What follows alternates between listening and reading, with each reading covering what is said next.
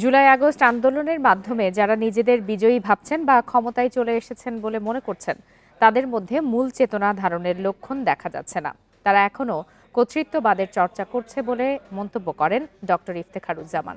সকালে রাজধানীতে এক সম্মেলনে এসব কথা বলেন টিআইবির নির্বাহী পরিচালক।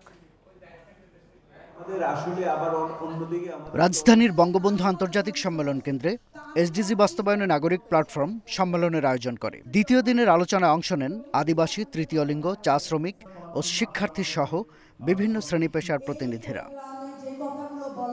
যার যার অবস্থান থেকে নানা অসঙ্গতি তুলে ধরে সংস্কারের পরামর্শ দেন আলোচকরা। আলোচনায় ডক্টর ইফতেখারুজ্জামান বলেন, লিঙ্গ বৈচিত্র্যের সংকট আগের চেয়ে বেড়েছে।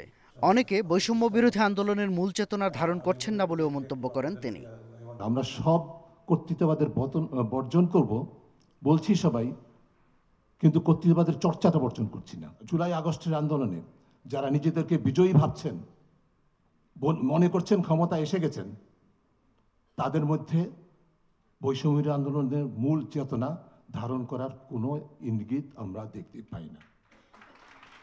বরং তারা এমন এজেন্ডা বাস্তবায়ন করতে যাচ্ছেন যার মূল কনসেপচুয়ালাইজেশন, ইনডক্ট্রিনেশন এবং প্রসেস সম্পূর্ণ বৈষম্যমূলক।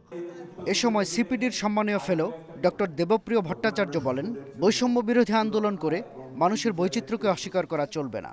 বৈষম্য বিরোধী চেতনার পক্ষের শক্তিদের ভিতরে কেউ না কেউ আমরা লক্ষ্য করছি যারা বিভিন্ন ধরনের বৈষম্যকে টিকিয়ে রাখার পক্ষে বিভিন্ন রকমের যুক্তিতর্ক দিচ্ছে।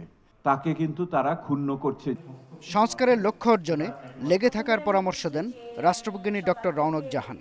যে কোনো আন্দোলন, যে কোনো জিনিস আগিয়ে নিতে হলে এর মধ্যে কিছু পিছনেও পড়ে যেতে পারে জিনিসটা, কিন্তু তারপরেও যদি লেগে থাকেন তাহলে আমি বলবো যে দেখবেন যে সব পরিবর্তন হয়তো সম্ভব হয়নি, কিন্তু সব কিছু আমাদের কষ্ট সবটাই বৃথা যাবে না, যায়নি কখনো।